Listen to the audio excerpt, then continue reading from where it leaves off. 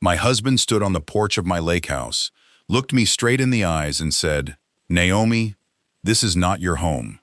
He said it while holding the keys, my keys, to the house my grandmother Ruth had left for me, the house I had repaired with my money, the house where I had cried after losing our first baby, the house where I had gone to heal when my marriage began to feel like a beautiful room with no air. He said it in front of his mother, in front of his friends, in front of a woman named Cassandra Vale, who stood behind him in a white linen dress, holding a glass of wine like she had already practiced being the lady of the house. I had arrived 3 hours earlier than planned. That was my first mistake, according to them. Not what they did, not who they invited, not the way my husband let another woman walk barefoot through my kitchen. My mistake was arriving before they had time to hide the truth. My name is Naomi Bennett Cole. That was still my name then. The lake house sat at the end of a quiet road in Bellwater County, with pine trees on one side and deep blue water on the other. The porch wrapped around the front, wide enough for rocking chairs, tea, and silence. The old dock stretched into the lake like a hand reaching toward peace. To everyone else, it was a weekend property. To me, it was the last gift from Grandma Ruth. She left it to me in her will, with one sentence written under the deed copy. For Naomi, who needs one place where nobody can move her aside. I kept that sentence folded in my wallet for years. I should have remembered it before I married Adrian Cole. Adrian loved the lake house when he wanted to impress people. He loved the view, loved the privacy, loved telling business partners, "We have a place on the lake." That word became a theft I did not notice at first. We own, our property, our dock, our retreat. But the deed had one name, mine, Naomi Bennett. Not Cole, not Adrian, mine. And on that Saturday afternoon, I drove up the gravel road with a grocery bag in the passenger seat, a basket of fresh flowers in the back, and a soft hope that maybe Adrian and I could still find something worth saving. We had been fighting for months. Quiet fights, the worst kind. Fights where nobody shouts, but everything freezes. He stayed out late, guarded his phone, started calling me sensitive, started making jokes about how I worked too much, even though my work had paid for more of his comfort than he ever admitted. Then came Cassandra, his brand strategist, his consultant, his business friend. She appeared first in meetings, then dinners, then photos, then conversations he stopped having when I entered the room. Grace, my best friend, saw it immediately. "She is not a consultant," Grace said. I defended him. "She works with his company." Grace looked at me. "So does his accountant. Does he smile at him like that too?" I hated her for being right. That weekend, Adrian said he needed the lake house for a private business retreat. "Just a small group," he said. "Investors and strategy people." I asked if I should come. He hesitated. That hesitation was a small funeral. "Honestly," he said, "it might be better if I handle this one alone. You've been stressed." I had been stressed because my marriage smelled like lies. But I agreed. Then on Saturday morning, my meeting ended early. I thought maybe I would surprise him. Bring food. Help host. Show support. Do the wife thing one more time and see if maybe warmth could return to the room. So I drove 2 hours to the lake house. The first sign was the cars. Too many cars. Luxury SUVs. A silver sports car. Patricia's black sedan. My mother-in-law was there. Adrian had not mentioned that. The second sign was music. Not business retreat music. Party music. Soft jazz spilling through open windows. Laughter from the deck. The third sign was my front door. Wide open. I parked behind a blue Range Rover and sat still for a moment. My hands tightened on the steering wheel. Something inside me already knew. But knowing and seeing are not the same wound. I got out, carried the flowers, walked up the porch steps, and heard Cassandra laugh from inside my kitchen. Not a polite laugh, a relaxed one, a woman-at-home laugh. I stepped into the doorway. The lake house was full of people. Adrian's friends. Two investors I recognized. Patricia, wearing pearls and a pale green dress, sitting near the fireplace like she was hosting. Cassandra stood at the kitchen island with a wine glass, barefoot, her hair loose, my white serving bowl in front of her filled with strawberries. My bowl. Grandma Ruth's bowl. Adrian stood beside her, one hand on the counter, laughing at something she said. Then he saw me. The laughter died. Every face turned. Cassandra lowered her glass slowly. Patricia's mouth tightened. Adrian walked toward me fast, not happy, not surprised with love, angry. "Naomi," he said under his breath, "what are you doing here?" I looked past him into the house. The candles, the food, the flowers I did not choose, the open wine, the guests, the woman standing barefoot in my kitchen. "I came to my lake house," I said. His jaw tightened. "We talked about this."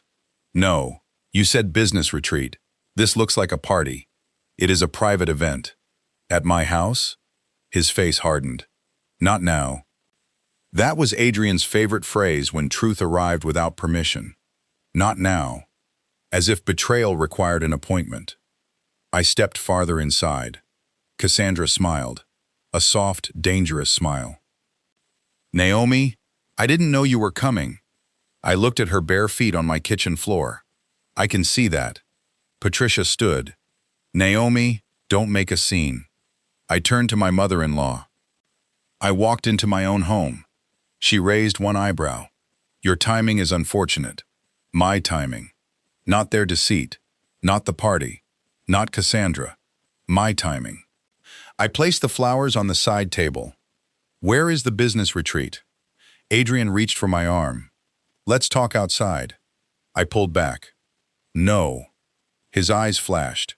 "Naomi." "No. If you can host people here without me, you can answer me here." The room went silent. An investor coughed. Cassandra set her glass down. Patricia walked toward me with that cold grace she wore like perfume. "This weekend is important for Adrian. So important he forgot to tell his wife his mother and Cassandra would be playing hostess." Cassandra's face flushed. "I am not playing anything. Grace would have loved that opening." But Grace was not there, so I had to stand alone. Adrian stepped between us. "Enough. You need to leave." For a moment, I truly thought I misheard him. "Excuse me?" He lowered his voice, but not enough. "You need to go back to the city." I stared at him. "You want me to leave my lake house?" Patricia said. "Naomi, be reasonable." I laughed once. "Cold, small, reasonable?" Adrian leaned closer. "You are embarrassing me." I looked around the room. People avoided my eyes. Some looked uncomfortable. Some looked entertained. Cassandra looked worried, but not ashamed. That was when I noticed her bracelet on the counter beside the sink. Gold. Delicate. Resting next to Grandma Ruth's bowl like it belonged there. I picked it up. "Yours?" Cassandra reached for it. "Yes." I held it for 1 second, then placed it on the counter, away from the bowl. "Keep your things out of my kitchen." Adrian's face darkened. "That's it, outside." He walked toward the porch. I followed because the room had become too tight to breathe. He shut the door behind us. The lake glittered behind him. "Beautiful. Indifferent." He turned on me. "What is wrong with you?" I stared at him. "With me?" "Yes, with you. You storm in here acting territorial." "Territorial? Adrian, this is my house." He laughed, not loudly. Worse. Dismissively. "That house obsession is exactly the problem." My chest tightened. "Obsession?" "You keep using it to make me feel like a guest in my own marriage. You are a guest here because you did not inherit this place." His eyes went cold. "There it is. There what is. The real Naomi. Always keeping score, always reminding everyone what's yours." I could barely believe him. "Because you keep taking what is mine and calling it ours." He stepped closer. "This weekend matters. I needed support, not drama." "You lied to me." "I didn't lie. You said business retreat." "It is." With Cassandra barefoot in my kitchen? She is part of the team. Is she part of your bed too? His face went still. That silence answered more than confession would have. I swallowed hard. The world tilted. Even then, a tiny foolish part of me hoped he would deny it strongly, angrily. Immediately. He did not. He looked toward the lake, then back at me. This is exactly why I didn't want you here. My eyes filled. Because I noticed? Because you make everything ugly. I laughed through tears. No, Adrian. I walked into the ugliness, already prepared. The porch door opened. Patricia stepped out. Of course. She looked between us. Adrian, guests are uncomfortable. I turned to her. Good. Her face hardened. Naomi, go home. This is my home. And that was when Adrian said it. Slowly, clearly, like he wanted the lake, the porch, the trees, his mother, and God to hear him. This is not your home. The words stopped everything. My tears dried before they fell. Even Patricia looked at him. Maybe not with guilt, but recognition. Because he had gone too far and said the quiet thing out loud. I whispered, "What did you say?" He exhaled. I said this is not your home, not in the way you think. You barely come here. I use it. I maintain the relationships here. I host here. I make this place valuable. Valuable. Grandma Ruth would have risen from the grave for that word. I looked at his hand. He was holding my keys. The brass key ring with the small blue lake charm I bought after the roof repairs. I held out my hand. Give me the keys. He frowned. What? Give me the keys, Patricia said. Naomi, don't be childish. I did not look at her. Adrian, give me my keys. He slipped them into his pocket. My heart thudded once. Hard. Go home, he said. Something inside me went quiet. Not weak quiet. Finished quiet. I turned away from him, walked down the porch steps, got into my car, and drove away. Behind me, Adrian probably thought he had won. Maybe Cassandra smiled with relief. Maybe Patricia returned to the guests and told them I was emotional. Maybe someone poured more wine. Maybe the party continued. But as I drove down the gravel road, I called Vivian Hart, my lawyer. She answered on the third ring. Naomi? My voice was calm. Too calm.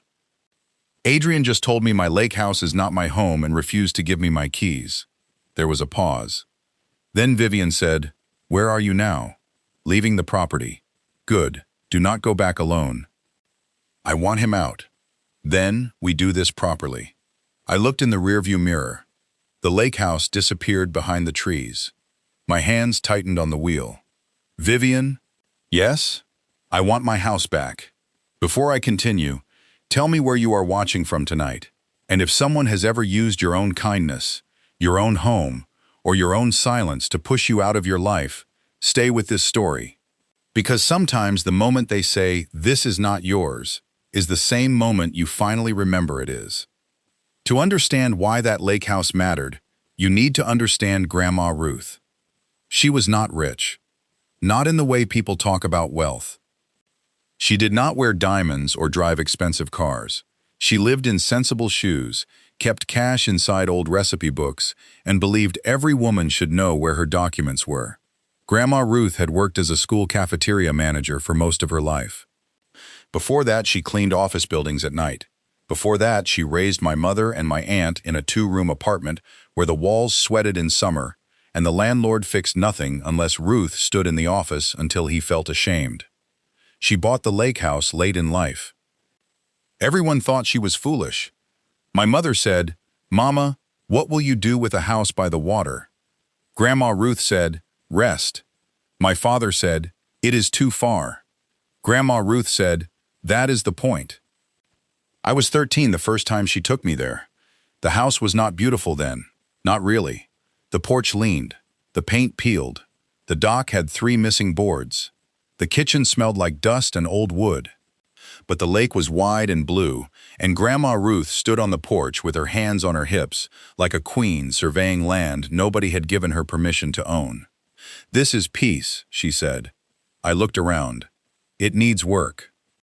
She smiled. "So do all good things." Over the years, the lake house became our secret place. When my parents fought, Grandma Ruth brought me there. When Marcus broke things at home and blamed everyone else, she brought me there. When I failed my first driving test and cried like my whole life was over, she brought me there and made pancakes for dinner. When I got accepted into university but felt guilty about leaving my family, she brought me there and said, "Guilt is not a landlord, Naomi. Stop paying it rent." That was Grandma Ruth. Sharp enough to cut a lie, soft enough to hold the truth afterward. She taught me practical things there. How to check a fuse box, how to shut off water under a sink, how to read a property tax notice, how to call a repairman without sounding unsure, how to keep receipts, how to hide emergency cash, how to say, "I will think about it," instead of yes. She also taught me something deeper. A home is not only walls, it is authority over your own breathing. At home with my parents, I was the steady girl, the helper, the mature one, the one who understood. At the lake house, I was just Naomi.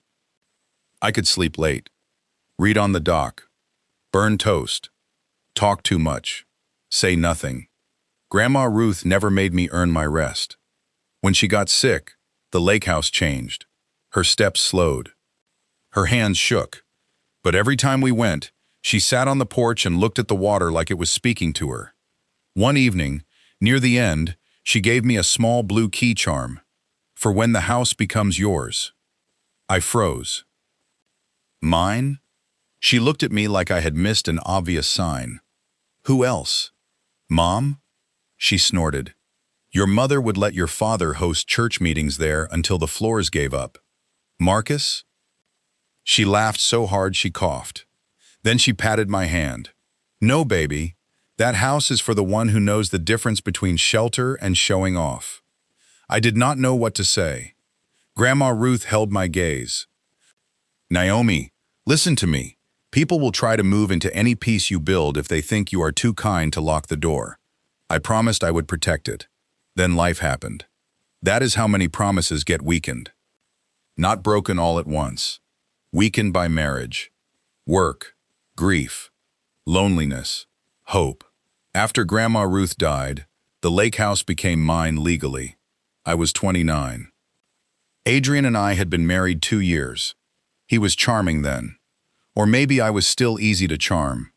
He brought flowers to my office, kissed my forehead in public, called me brilliant at dinner parties.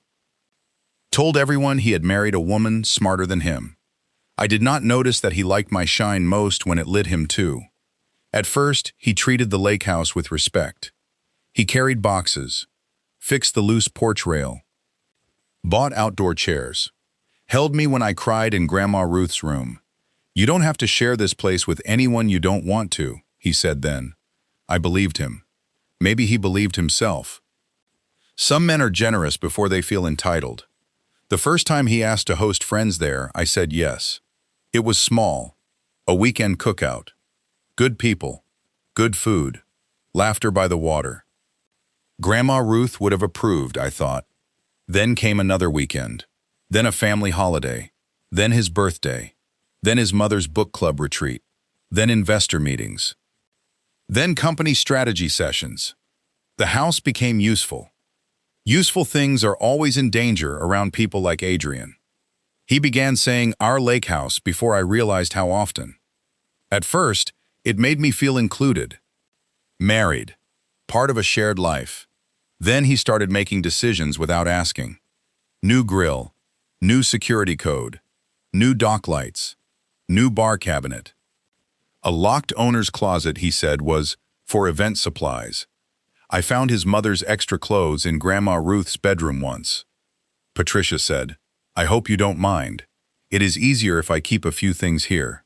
I did mind. But I smiled. That was my old sickness. Smiling when something inside me said no. When I tried to talk to Adrian about boundaries, he said, "Naomi, Don't be so rigid. Homes are meant to be shared. Shared! Another word people love when they are using what is yours. I told myself marriage required flexibility.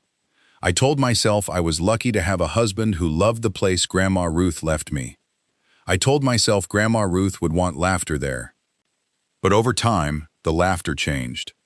It sounded less like love and more like occupation. My own visits became scheduled around Adrian's use. Oh, I promised Michael he could come fish this weekend. Mom is hosting her women's circle there. Cassandra and the team need the space for a branding retreat. That was the first time Cassandra's name entered the lake house. I said no. Adrian looked surprised. Why? Because I don't know her. You've met her twice. That is not knowing her. She's important to the company. Then rent a conference space. His face changed. You don't support me. There it was. The bridge from boundary to guilt. I backed down partially. Not fully, but enough. She can come for one day. No overnight. He kissed my cheek. Thank you. See? Easy. It was not easy. It was erosion.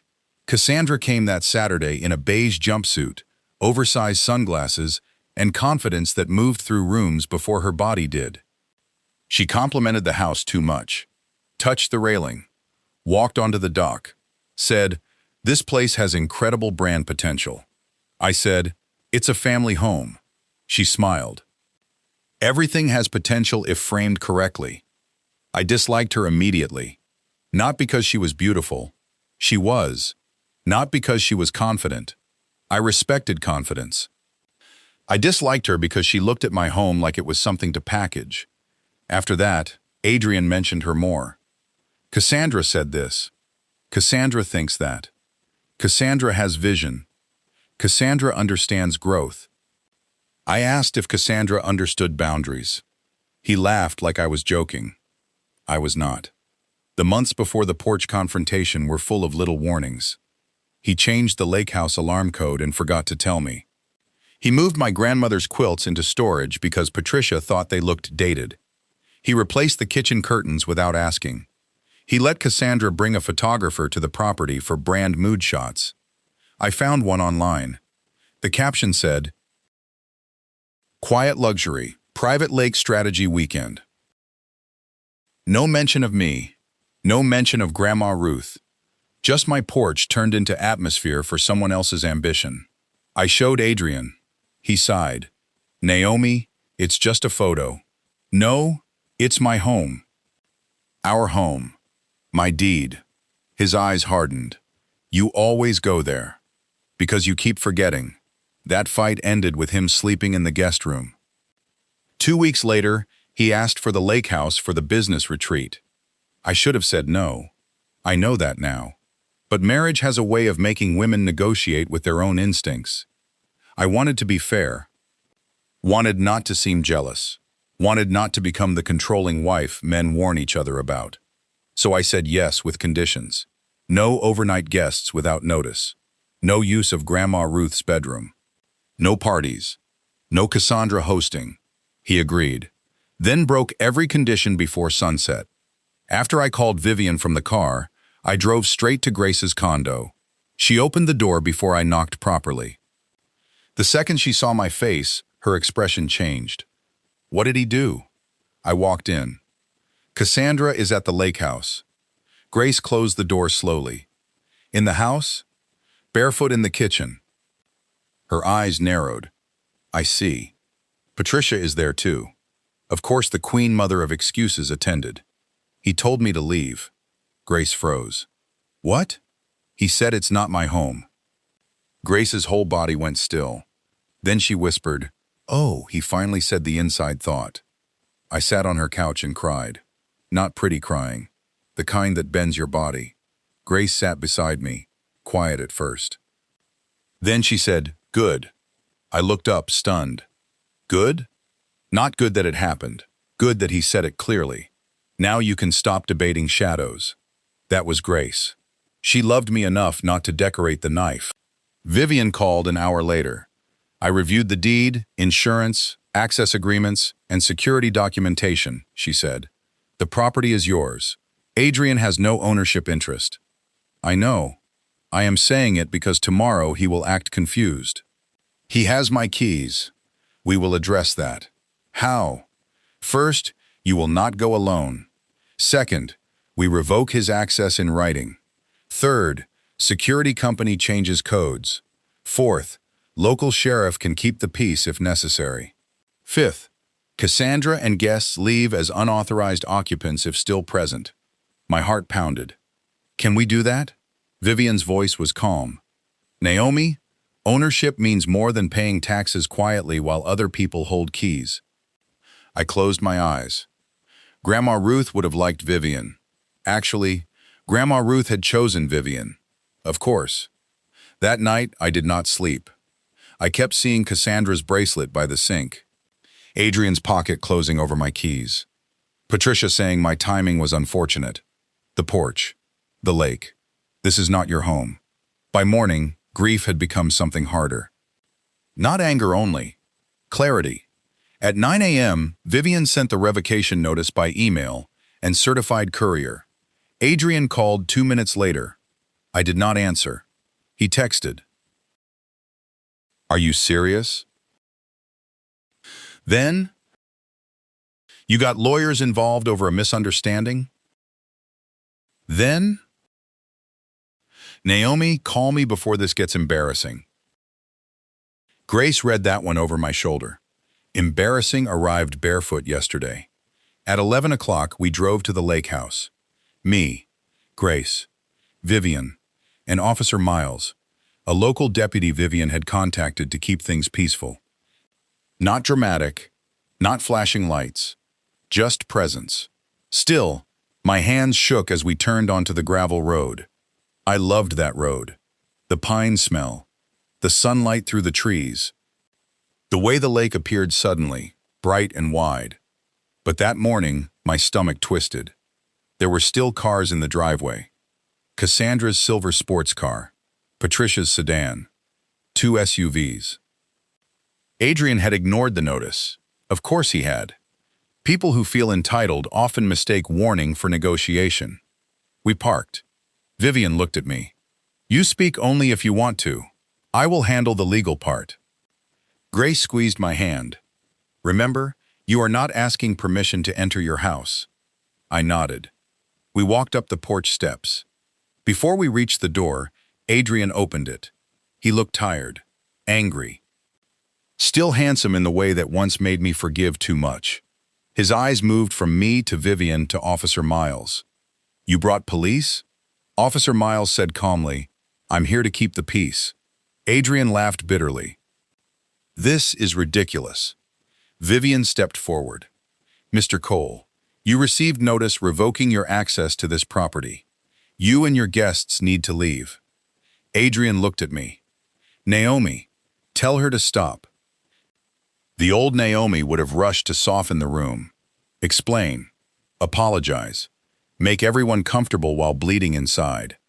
This Naomi said nothing. Adrian's face tightened. Naomi. I looked at him. You have my keys. He reached into his pocket slowly, then placed them in my hand. Not gently. The blue lake charm touched my palm. A piece of myself returned. Thank you, I said. That made him angrier. Patricia appeared behind him. She wore one of my shawls. Grandma Ruth's shawl. My chest burned. I pointed. Take that off. Her eyes widened. Excuse me? That shawl belonged to my grandmother. Take it off. She looked at Adrian as if asking him to handle me. He said, Mom, just... No, Patricia snapped. I will not be humiliated. Grace stepped beside me. Interesting choice of sentence from someone wearing a dead woman's shawl in the house she left to her granddaughter. Patricia's face flushed. Slowly, stiffly, she removed the shawl and handed it to me. I took it carefully. Cassandra came down the stairs then. From upstairs, my upstairs, wearing a silk robe. Not mine, thankfully. But still, the world narrowed. She stopped when she saw us, her face drained. Grace whispered. I knew barefoot was not the bottom. Adrian stepped in front of Cassandra. That told me everything. Protection can be confession. Vivian's voice cut through the silence. Ms. Vale, you are also required to leave. Cassandra lifted her chin. I was invited. By someone without authority to invite you after access was revoked, Vivian said. Cassandra looked at me then. Something like shame crossed her face. Not enough, but something. Naomi, she said quietly, I didn't realize. I held up my hand. Do not insult me with half a sentence. She stopped. Guests began gathering their things. The investors looked embarrassed. One whispered to Adrian, we should go. Good. Let the people he wanted to impress see the truth walk through the front door with legal papers. Adrian pulled me aside near the porch railing. Are you happy now? I looked at him. No. Then why are you doing this? Because I can be unhappy and still protect myself. He stared at me. You're destroying our marriage. No, Adrian. You hosted its funeral and invited Cassandra. His jaw tightened. It's not what you think. She came downstairs in a robe. He looked away. There was no argument left. Only shame and strategy. Patricia left first, stiff and furious. Cassandra left next, eyes hidden behind sunglasses. Adrian stayed until the end, packing slowly, slamming drawers, muttering about overreaction. When he finally walked to the door, he turned back. You'll regret making me leave. I looked around the house. Grandma Ruth's porch. Grandma Ruth's lake. My keys in my hand. No, I said. I regret waiting this long. He left. The last car drove away. Silence returned. Not peaceful yet. Wounded. But mine. I stood in the living room and looked around. The flowers Cassandra had arranged. The wine glasses. The moved furniture. The smell of perfume. The house felt violated. I hated that word, but it was true. Grace began opening windows. Vivian collected documents. Officer Miles nodded politely and left after confirming we were safe. Then I walked into the kitchen. Grandma Ruth's bowl sat beside the sink. Strawberry juice stained the side. I washed it carefully, very carefully, then held it against my chest and cried. Grace came behind me. Do you want to burn sage, call cleaners, or curse men first? I laughed through tears. All three. We started with cleaners. A professional team came that afternoon. Not because the house was dirty beyond repair. Because I needed every surface touched by strangers who were paid to restore, not claim. Vivian arranged new locks, new alarm codes, new cameras. Adrian's access removed.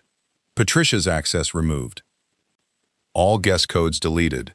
Owner's closet opened. Inside were Adrian's event supplies, 2 boxes of Patricia's clothes, branded materials for Cassandra's company, and a framed photo of Adrian standing on my dock with 3 investors. Grace stared at it. This man colonized a closet. We packed everything. Vivian had it delivered to Adrian's office with an inventory. No drama. No missing items. No excuses. Then came Grandma Ruth's bedroom. I was afraid to enter. When I did, I found Patricia's suitcase on the chair, Cassandra's makeup bag near the mirror, and Grandma Ruth's quilt folded on the floor. On the floor. That broke me worse than the robe. I knelt and picked up the quilt, pressed it to my face. It smelled faintly of perfume and old cotton. I'm sorry, I whispered. Grace stood in the doorway. She knew you'd come back. That helped. I spent the night at the lake house with Grace. We ordered takeout, sat on the floor, watched old movies, cried, laughed. At midnight, we went out to the dock. The lake was dark and quiet. Grace wrapped a blanket around her shoulders. What now? I looked at the water. Divorce. She nodded. Good. And I'm taking my name back. Also good. And nobody uses this house without written permission again. Grace smiled. Grandma Ruth just high-fived an angel. The divorce was ugly. Adrian did not leave gracefully because men like him mistake access for rights. First, he tried charm. Flowers. Long messages. I miss us. I lost sight of what matters. The lake house became symbolic. That one almost made me throw my phone. Then came blame. You humiliated me in front of important people. You let Grace influence you. You chose property over marriage. Then came negotiation. He wanted reasonable continued use of the lake house until the divorce finalized. Vivian laughed for 12 full seconds when she read that request. Not a polite laugh. A woman with a law degree laugh. Then she said, no. Adrian argued that the lake house had been part of our marital lifestyle. Vivian argued that premarital inherited property titled solely to me, maintained primarily by my funds, and never transferred into marital ownership, was not his playground because he liked the view. That was not her exact legal language, but it was close in spirit. Patricia wrote me a long email. She said I had embarrassed the family, damaged Adrian's reputation, and allowed jealousy to make me cruel. She said Cassandra was not the issue. That part was true. Cassandra was not the whole issue. Cassandra was simply the woman standing barefoot on top of years of boundary violations. I replied with one sentence. Do not contact me about property you do not own. Then blocked her. Cassandra sent one message too. I'm sorry for my role in what happened. I should have respected that the lake house was yours. I stared at it, then replied, yes, you should have. Nothing more. I did not need a coffee meeting. I did not need woman-to-woman healing. I did not need to hear how Adrian misled her. Maybe he had. Maybe she chose not to ask. Either way, my home was not a stage for her regret. The hardest part was not the legal process. It was going back to the lake house alone. The first solo weekend after the confrontation, I almost turned around 3 times. Every corner held a memory. Adrian laughing by the grill. Patricia pouring wine. Cassandra on the stairs. My own voice saying, this is my home, like I was begging a locked door. I walked room by room with a notebook. I wrote what needed to change. Kitchen curtains. Kitchen curtains. Living room rug. Bedroom paint. Guest room furniture. Dock chairs. Security system. Owner's closet. Porch lights. Garden beds. Then I wrote one more line. Stop decorating around ghosts. So I changed everything that carried their fingerprints. Not overnight. Slowly. The kitchen became blue and white, like the inside of a shell. Grandma Ruth's bedroom became a reading room, not a guest room.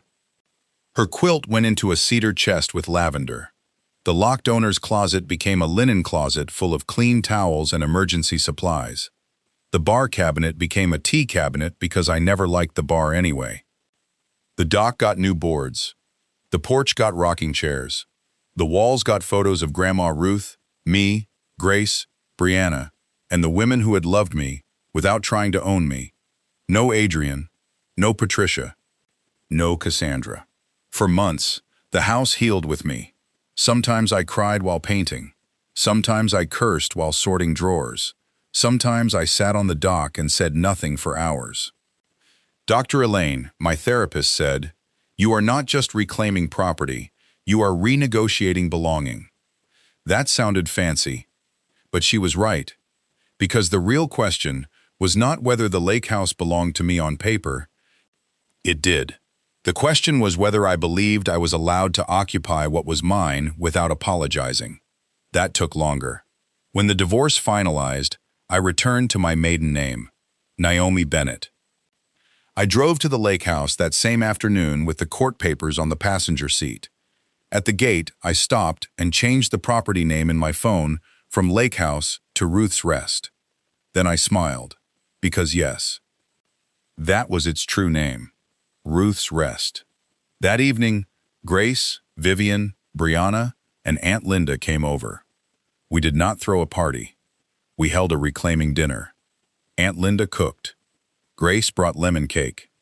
Vivian brought a bottle of sparkling juice and said she refused to toast legal victories with cheap wine. Brianna brought flowers.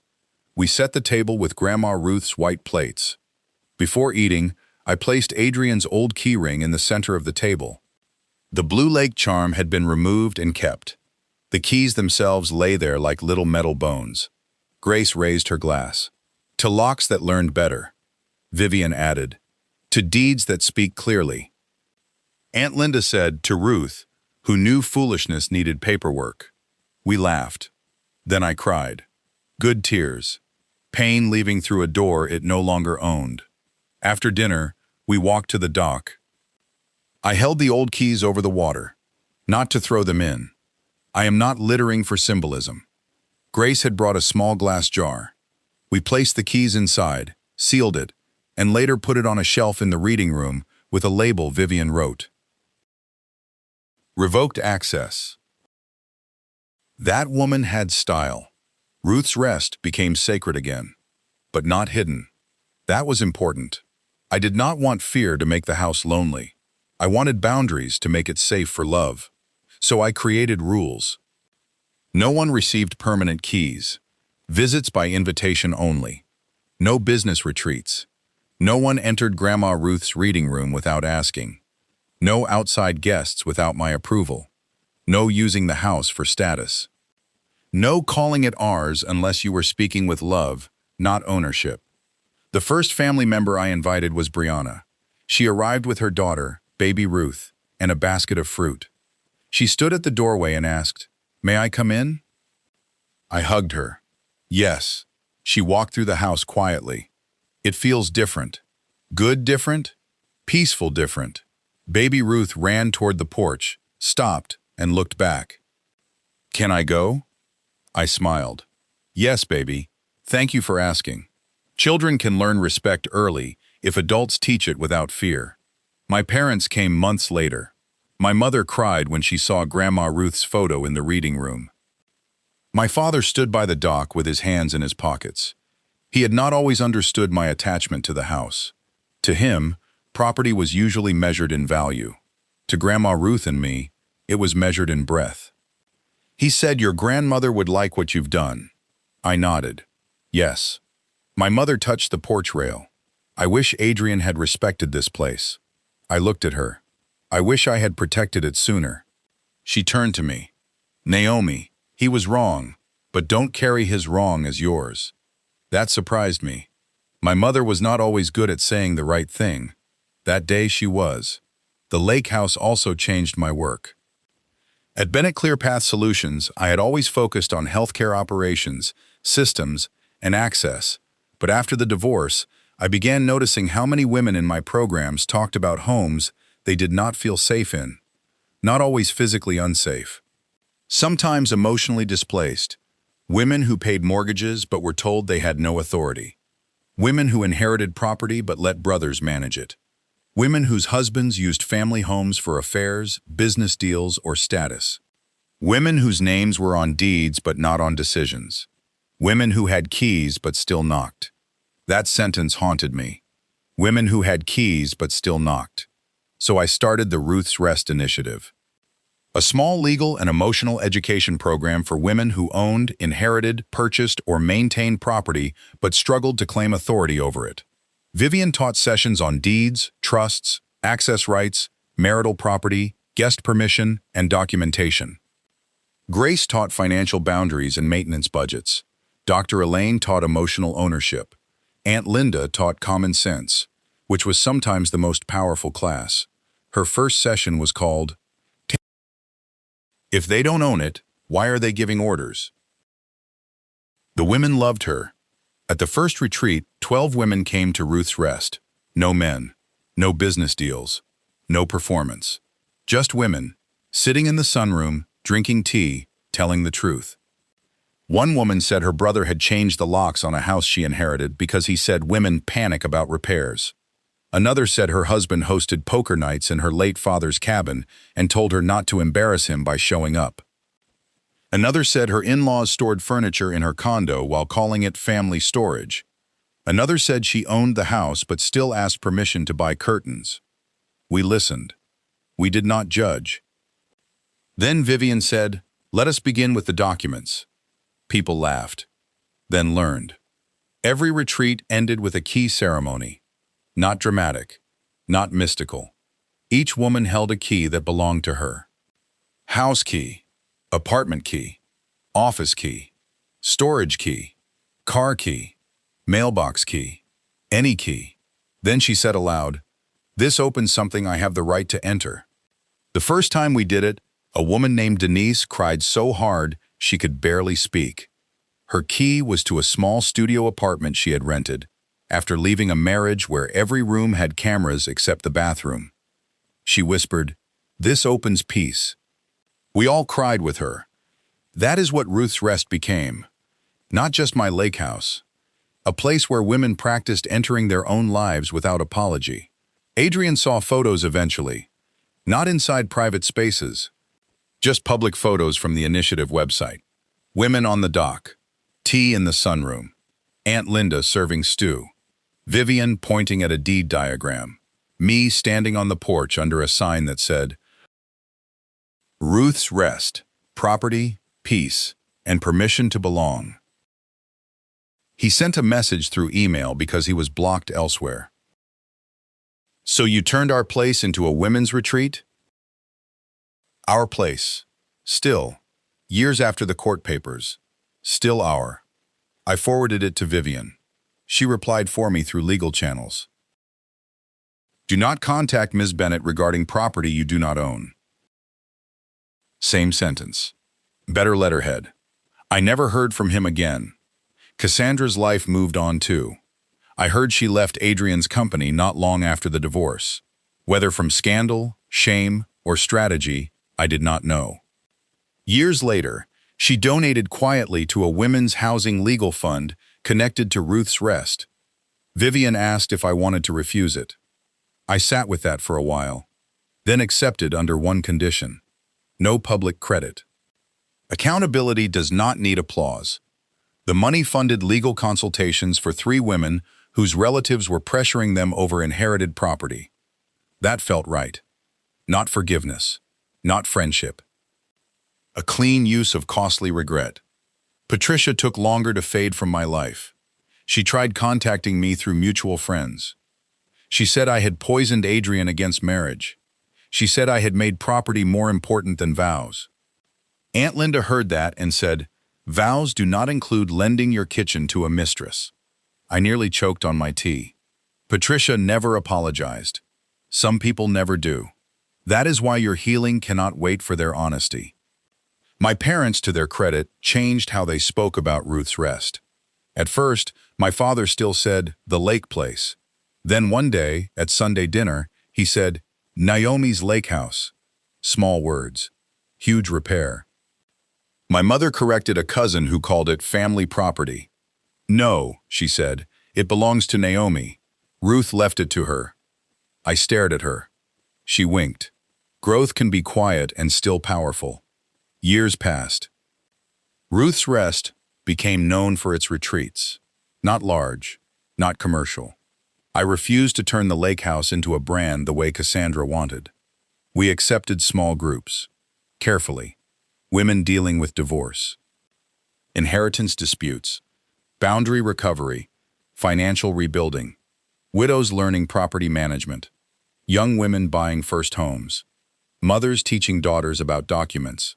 Every retreat began with Grandma Ruth's story. The cafeteria manager who bought a house by the water because she wanted rest. The woman who knew peace needed paperwork. The grandmother who left a deed to the child most likely to be pushed aside. The note under the deed. For Naomi, who needs one place where nobody can move her aside. I read it every time. My voice still shook sometimes. Not from weakness, from gratitude. At 42, I sat alone on the dock one evening, watching sunset melt into the lake. The house behind me glowed warm. Women inside laughed over dishes. Aunt Linda was telling someone not to trust a man who forgets your name on paperwork. Grace was probably adding sarcasm. Vivian was probably correcting somebody's understanding of joint ownership. For the first time in years, the lake house felt not like something I had to defend, but something that could breathe. I pulled out the old blue lake charm, the one from the key ring. I had kept it in my jewelry box after replacing all the locks. That evening, I added it to a new key ring.